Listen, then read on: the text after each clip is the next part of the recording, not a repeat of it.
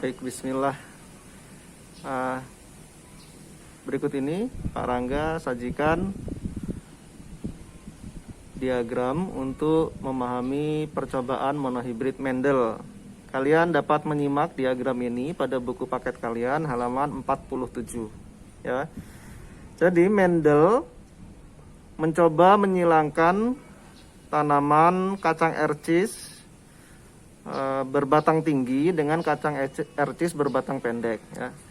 Kacang ercis berbatang tinggi itu diberi kode T besar, ya, genotipnya T besar.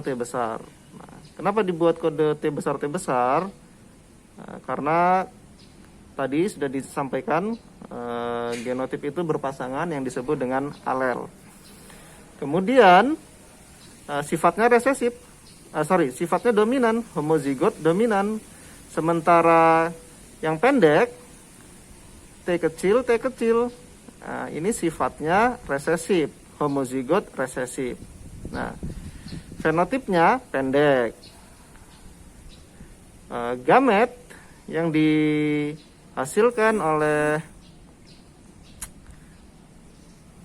kacang ercis berbatang tinggi kita uraikan menjadi T besar saja.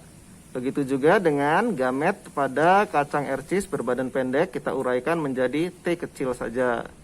Kemudian gamet ini akan mengalami penyatuan, ya, sehingga menjadi T besar T kecil. Ini adalah sifat anak pada generasi pertama atau disebut dengan F1. Nah, fenotip F1 ini 100% tinggi semua, ya, 100% tinggi semua. Jadi seluruh anaknya batangnya tinggi. Kenapa? Karena kita lihat di sini. Nah, ini genotipnya, genotip F1 hasil persilangan dari induk yang tinggi, homozigot tadi, kemudian dominan, kemudian pada induk homozigot resesif, anaknya heterozigot, ya, genotipnya heterozigot yang ini tadi. Nah, ya, anaknya heterozigot.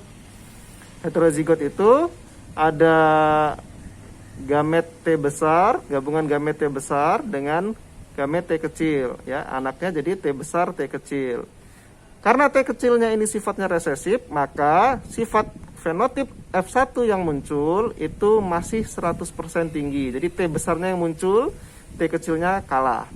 Nah, kemudian si Mendel, ya, Pak Mendel ini menyilangkan kembali anak F1 ini, disilangkan dengan sesama jenisnya. Jadi T besar T kecil disilangkan dengan T besar T kecil, ya. Kemudian diuraikanlah gametnya. Kalau T besar T kecil berarti ada dua gamet. Yang pertama ini T besar, yang kedua gamet T kecil.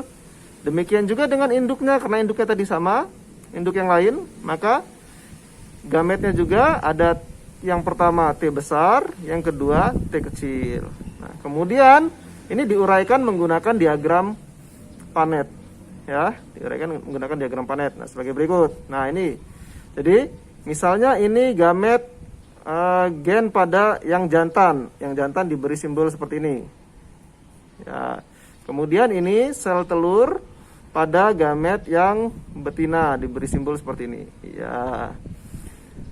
Gametnya ada T besar dan T kecil. Nih, T besar, T kecil. Begitu juga dengan yang betina, gametnya T besar, T kecil. Nah, kemudian ini disatukan dalam tabel yang ada di sini. T besar ke sini, nah, T kecil ke sini.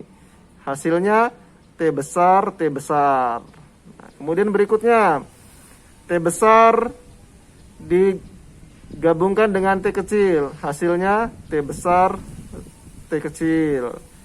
Berikutnya lagi, yang ini, ya, ini T kecil, yang ini T besar. Nah, aturan pada penulisan yang besar didahulukan sehingga T besar, yang ini T kecil.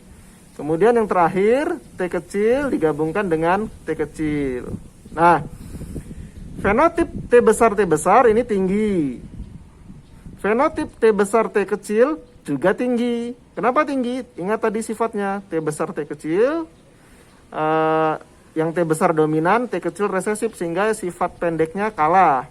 Begitu juga dengan yang ini, T besar T kecil. T besarnya dominan, T kecilnya resesif, sehingga sifat yang muncul tetap tinggi. Nah, yang terakhir, T kecil bertemu dengan T kecil, dua huruf kecil bertemu, ini, sehingga anaknya T kecil, maka hasilnya karena sifat resesif bertemu dengan sifat resesif, maka hasilnya pendek. Nah, kalau kita hitung genotipnya, ini rasio genotipnya, ya, T besar ini banding dengan T besar T kecil ini dan ini banding dengan T kecil ini, maka jumlahnya 1 banding 2 banding 1. Ini ada 1, 2 ini dan ini, 1 dan yang ini, kemudian yang satu lagi yang ini. Sementara rasio fenotipnya itu 3 tinggi, ini 1, 2, 3 tinggi, dan 1 yang pendek. Nah, yang ini yang pendek, nomor 4 ini pendek. Ya, jadi rasio fenotipnya 3 banding 1 pada rasio fenotip. Kemudian rasio genotipnya 1 banding 2 banding 1. Nah, setelah mencoba percobaan monohibrid ini, kemudian Mendel meneliti percobaan untuk 2 sifat beda, 3 sifat beda, dan banyak sifat beda, ya. Nah, pada manusia persilangannya itu melibatkan banyak sifat, ya, banyak sifat beda, sehingga disebut polyhibrid. Demikian dulu untuk sekarang, kita kembali ke media pembelajaran.